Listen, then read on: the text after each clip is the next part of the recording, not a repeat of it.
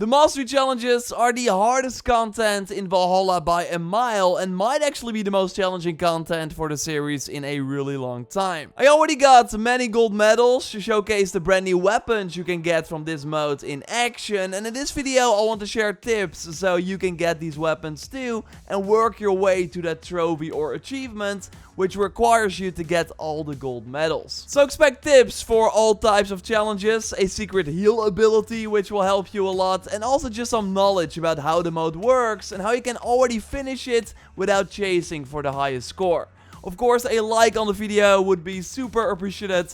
And let's go. I am of course doing a giveaway for 2,300 Helix credits. You can enter via the link in the pinned comment, and be sure you are a subscriber of the channel before you enter, and good luck. First things first, the mastery challenges are available for everyone who is power level 221 or higher. It's actually the first activity that requires you to have a high power level. You also need to have completed one story arc in England, which unlocks Reda in your settlement, and then you can follow this quest. And when you do, you have to check on a crash site, and before you know it, you are sent to your first shrine with 3 challenges. After doing all 3 of them, you can return to Hilderun to unlock 2 more shrines, play all of those, and I think you need to get some silver, maybe some gold, not a lot, and then you can return to Hilderun for a second time to unlock all the 5 shrines in the world. So yes, there are 15 challenges in total, but what's the most important thing to know is that you do not need to get a high score in order to complete the mode. I would suggest that you first just finish all of them at least once. So even if you are alerted during a Raven mission or miss some targets during a Wolf challenge, doesn't matter, just see it through, because you can always come back later if you want. In the end, the most important thing is that you complete the quest, so get the requirements for that, which is at least playing all the challenges and getting a bronze medal. I think you need 8 silver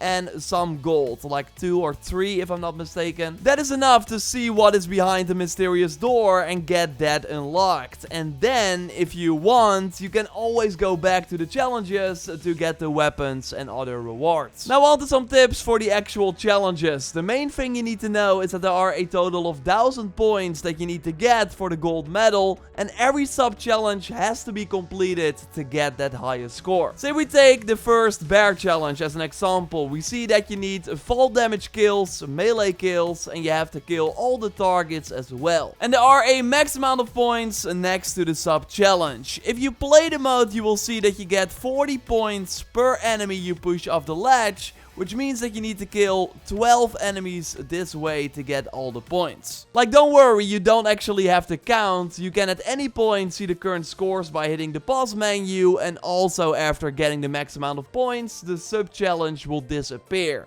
So then you should not kill enemies with fall damage anymore. A smart tactic that works in most of the challenges is actually focusing on one of these sub-challenges first, so only try and kill enemies with the fall damage. Kick them off the platform. I take out the Goliath early as well, because he can be annoying. And now at one point I complete the fall damage sub-challenge, so then I only have to focus on the melee kills, which are way easier to pull off.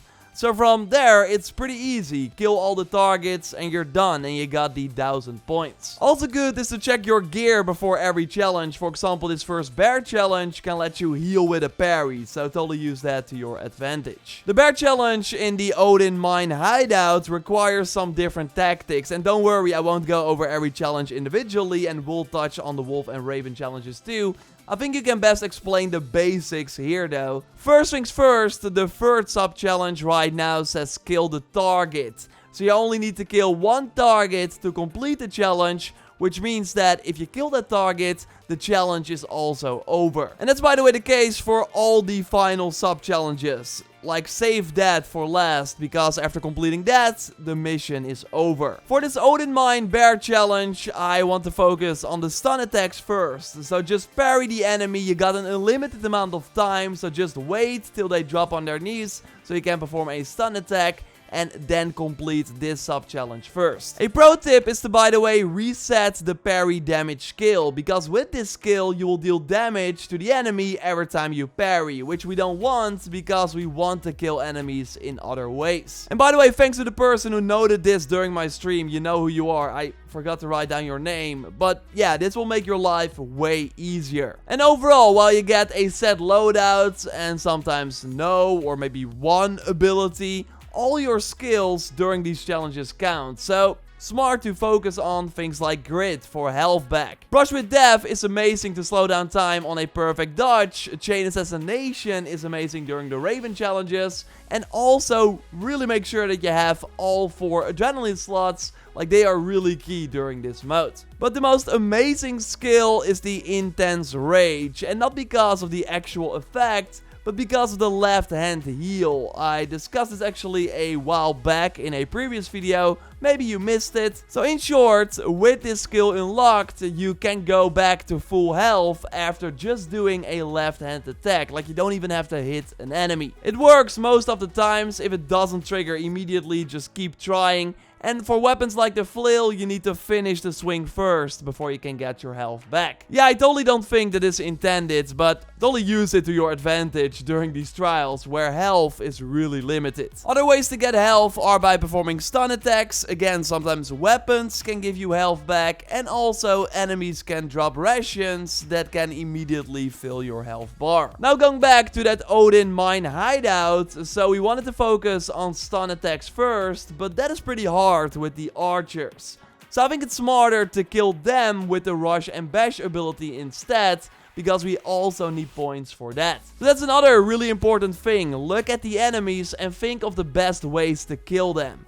And because you cannot kill enemies with the rush and bash ability immediately, you have to lower their health first. So do that first and then do the ability to finish them off. Also, sometimes it just takes a few runs to know which enemies are where, what the environment is. So yeah, multiple runs are totally required for the gold medals. For the wolf challenges, you sometimes have to get both weak point hits and headshot kills. And this basically means that you need points for 2 sub-challenges from 1 enemy. So then the tactic is to always make sure that you focus on the weak points first and then finish them off with a headshot to get the gold medal. If you miss 1 weak point or kill 1 enemy not with a headshot, you most likely fail and you will not be able to get the gold medal. Also here, totally look at the weapons you get. For the wolf challenge in Temple Broth, and I hope I pronounced that right, you have a predator bow that deals more damage the further you are from the target. So use that to your advantage to insta-kill some enemies. In the first wolf challenge, you have to kill enemies in indirect ways. So only kill enemies in indirect ways. Again, you got all the time in the world, so make sure they're lined up with explosives, or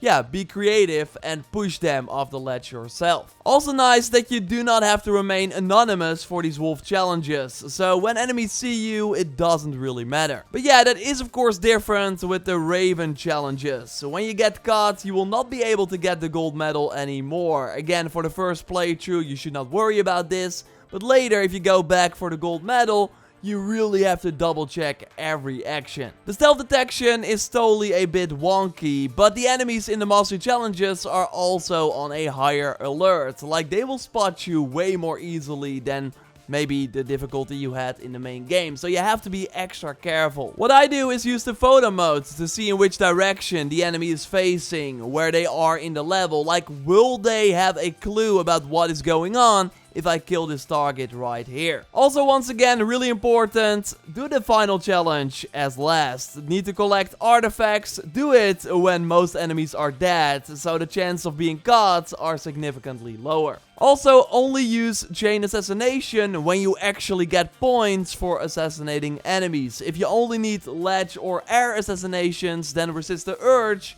when the prompt is appearing, because you will not get points for this skill. Overall, do not really use abilities when it's not needed, only if you need them for points. You really have to think of every move to become a master at these challenges, and maybe knock out the ones that are easy first, so you get a better understanding of what it takes to get a gold medal, which you can then apply to the other challenges. So I totally want to do a video where I show you how to get the gold medal in every mastery challenge. So subscribe to stay up to date for that and way more Valhalla content. A like on the video would really help me out, and totally check out my video on some of the amazing rewards you can get from the battle and mastery energy you earn after getting medals. You find that video by clicking on the screen, or I will link to it at the end of our photo mode showcase. You can of course send in your shots to the Valhalla Raptor hashtag on Twitter, or by going to the pictures channel in my Discord. You can join the Discord via the link in the pinned comments. Be sure you accept the rules, and then you are able to post. Okay, Joyce, come in. I think you got some awesome pictures, right?